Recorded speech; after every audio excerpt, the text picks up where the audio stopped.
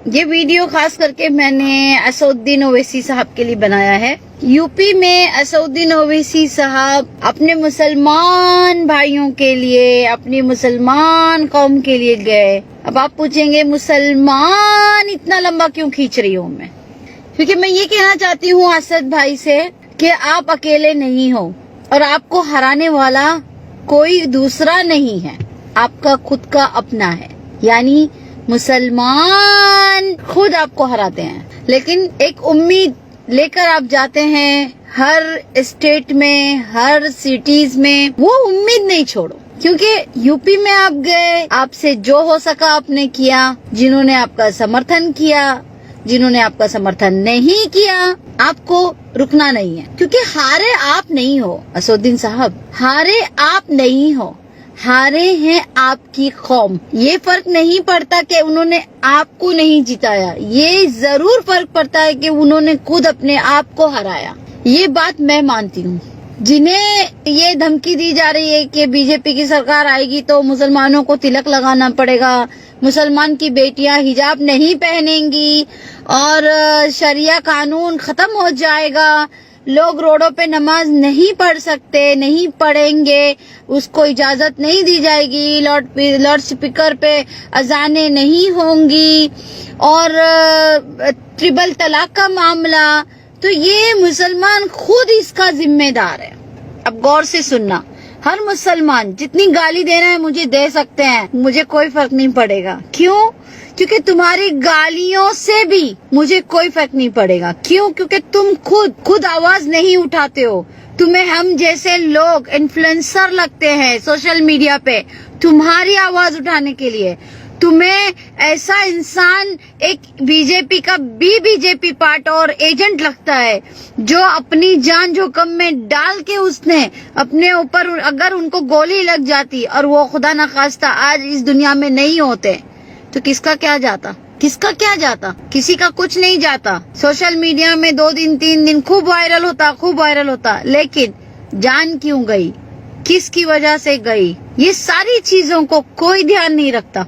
अब कहेंगे असदुद्दीन साहब को क्यों सपोर्ट कर रही हूँ? मैं सिर्फ असदुद्दीन साहब को सपोर्ट नहीं करती हूँ, मैं हर वो मुस्लिम को सपोर्ट करती हूँ जो लड़ना चाहता है। मैं हर वो मुसलमान औरत हो, मर्द हो, उसके समर्थन में आती हूँ, क्योंकि वो लड़ना चाहता है, वो कुछ करना चाहता है अपनी कौम के लिए। लेकिन कौम ये चीज मैं भी झेल चुकी हूँ। कौम जब आगे चलते हैं ना हम तुम्हारी लड़ाई के लिए, तो हमें पता ही नहीं चलता कि पीछे जो इतने 50,000 जो 1-1 लाख लोग जो खड़े होते हैं, उसमें से कब ये लोग जाके 5 और 10 लोग हो जाते हैं। सोशल मीडिया पे आप लोग अपना हंगामा मचा देते हैं। यास्मीन सिस्टर आगे बढ़ो, हम आपके साथ हैं। असदुद्दीन भाई आप आगे बढ़ो, हम आपके साथ हैं। नवाब मलिक साहब आप आगे बढ़ो, हम आपके साथ हैं। अबू आसिम जी आप आगे बढ़ो, हम आपके साथ हैं। और अपने ये क्या नाम है, इनका नाम, हमारे जो कई मुसलमान, कितने नाम लूं मैं, आजम खान जी का नाम लूं, कितने नाम लूं मैं, कितने नाम लूं, लेकिन क्या होगा? कब साथ दोगे? सोशल मीडिया पे? अरे रियलिटी में साथ दो भाई। सोशल मीडिया पे क्या करना है? असद नहीं हारा, असदुद्दीन अकबरुद्दीन MIM नहीं हारी। अरे बेवकूफो, हारते तो तुम हो, यूपी वालों हारते तो तुम हो। अच्छी खासी सरकार बना सकते हो, लेकिन नहीं, चमचागिरी करनी है, दूसरों की हंडी की बिरयानी का आपको वो गरम मसाला बनना है। आपको बिरयानी नहीं बननी है, आपको बिरयानी नहीं बनानी है, उसके अंदर जो मसाला लगता है ना, गरम मसाला, वो बनना है बस। अरे बेवकूफों, सुधर जाओ। मैं ये नहीं कहती कि असदुद्दीन ओवैसी की मैं ये कर रही हूँ कि उनको सपोर्ट कर रही हूँ। भाई सपोर्ट क्या है इसमें? भाई तुम में से कोई आवाज उठाओ, मैं तुम्हारा भी सपोर्ट करूंगी। इतना इंटेलिजेंट आदमी सारे भारत में किसी के पास इतना नॉलेज नहीं है, हाँ, जितना नॉलेज असदुद्दीन ओवैसी के अंदर ठूस के भरा है। फिर तुम कहते हो मैं ऐसे को फॉलो नहीं करूं, ऐसे को अपना रोल मॉडल नहीं मानूं, ऐसे की जो तालीम है वो तालीम पे मैं नहीं चलूं, उनकी बातों को फॉलो नहीं करूं। वो हमें बताते हैं हिंदुस्तान में कि हमारे क्या राइट्स है भाई, क्योंकि हमें तो पता ही नहीं है ना। हम तो हाँ ये लो अंगूठा छाप है, हम तो पढ़े लिखे अंगूठा छाप है। ये थम लो, स्टैम्प है ना, वो स्टैम्प पे लिए आप स्टैम्प के लिए जो थम लगाते वहां नहीं जाओ, अपनी जबान निकालो, अपना थूक लो और स्टैम्प लगाओ, बोलो मैं अंगूठा छाप। यहाँ पे बात हो रही है उस इंसान को लाने की जो तुम्हारे लिए आवाज उठाता है, ना कि उस इंसान को लाने की जो सिर्फ बातें करता है और जाके वो सच में इन लोगों का कभी कांग्रेस का एजेंट बनता है, कभी वो समाजवादी पार्टी का एजेंट होता है, कभी वो बीजेपी का। देखिए बात ये नहीं है कि कौन किस पार्टी का एजेंट है। असद साहब की पार्टी कोई मुसलमान पार्टी नहीं है, उसका नेशनल प्रेसिडेंट मुसलमान है, MIM का नेशनल प्रेसिडेंट मुसलमान है। तो इसमें क्या हो गया, क्या गलत है?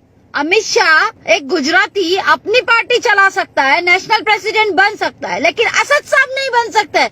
असद साहब क्यों बनेगा? क्योंकि वो मुसलमान है, मुसलमान कुछ कर ही नहीं सकता ना। बात यहाँ हो रही है हक की। अरे हक पे आवाज उठाने वालों को आप सपोर्ट नहीं करते। जितने जुल्म हो रहे हैं ना, गलत नहीं हो रहे हैं, गलत नहीं हो रहे हैं।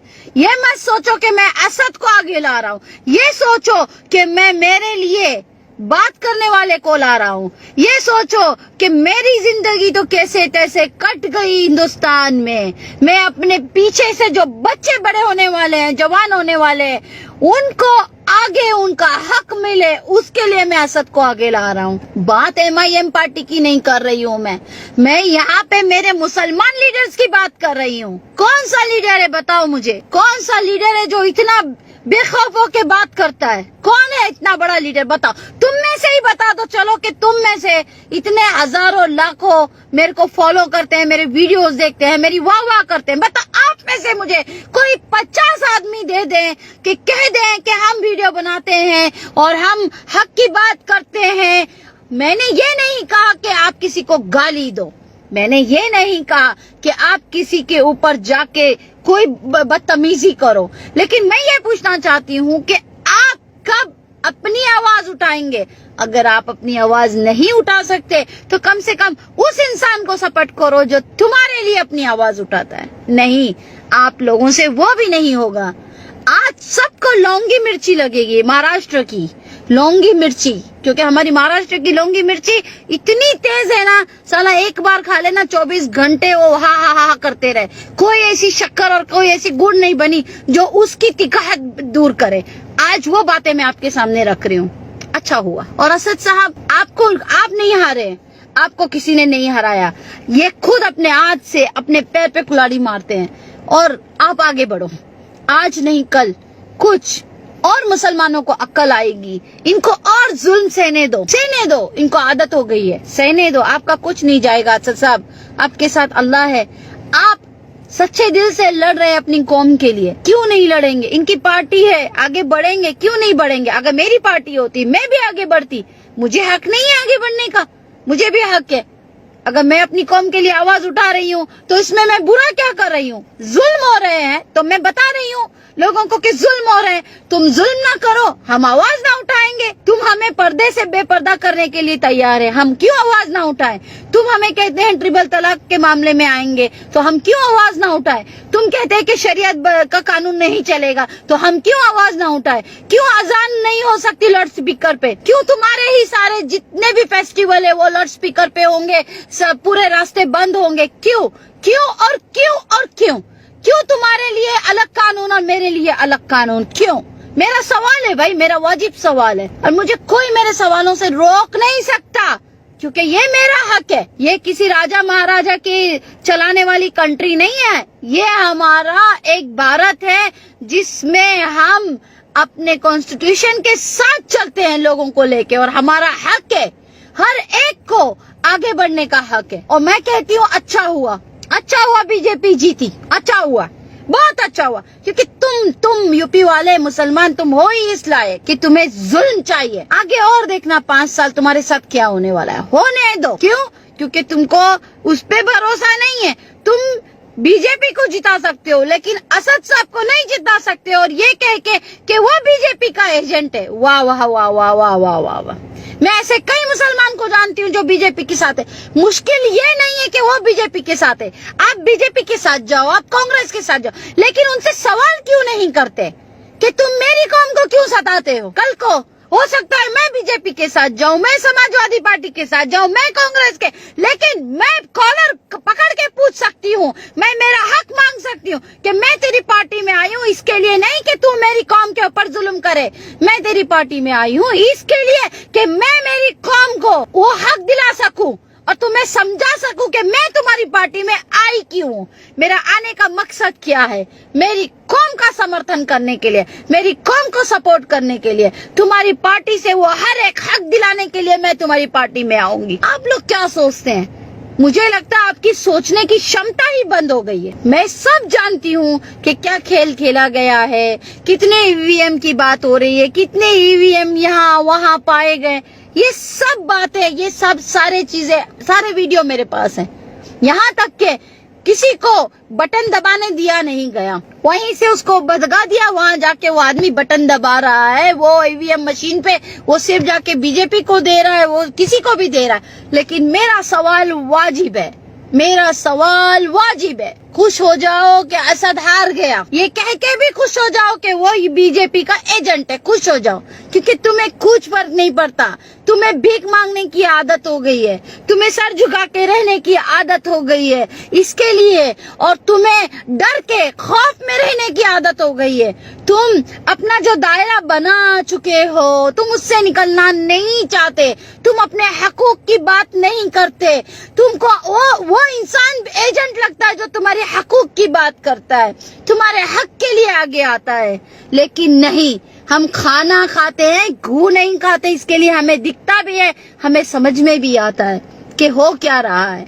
और ये जो शख्स है असदुद्दीन अवैसी, ये क्यों चिल्ला चिल्ला कर, इतने रिस्क लेकर, हाँ, इतने अपने आप को दुश्मन बनाकर लोगों के सामने, लोग इसके दुश्मन बन गए हैं। पूरा हिंदुस्तान एक तरफ और असदुद्दीन और अकबरुद्दीन अवैसी एक तरफ हो गए, लेकिन फिर भी मेरी कौम है, अरे एकजुट हो जाओ, पूरा हिंदुस्तान हिल जाएगा। मैं तो और भी कहती हूँ, मैं नवाब मलिक साहब से भी कहती हूँ कि आप सब मिलके, अबू आसिम आजमी जी से भी कहती हूँ, मैं वो हर एक नेता से कहना चाहती हूँ, इम्तियाज जलील जी जैसे लोगों से भी कहती हूँ, और भी लोगों को लो, इम्तियाज जलील, आप इन लोगों को लेकर एक और आगे एक एकता बनाओ मुसलमानों की। सारे मुसलमान लीडर एक प्लेटफॉर्म पे आके देखो, एक तहलका मच जाएगा, एक तहलका मच जाएगा। लेकिन नहीं, हर कोई असदुद्दीन एजेंट। अरे क्यों? नवाब मलिक साहब, मैं उनको भी अच्छे से, बहुत अच्छे से, मैं उनको भी अपना रोल मॉडल मानती हूँ। वो भी एक बेबाक इंसान है, अपनी कौम के लिए अच्छा काम कर रहे हैं, अपनी पार्टी के लिए अच्छा काम कर रहे हैं। लेकिन मैं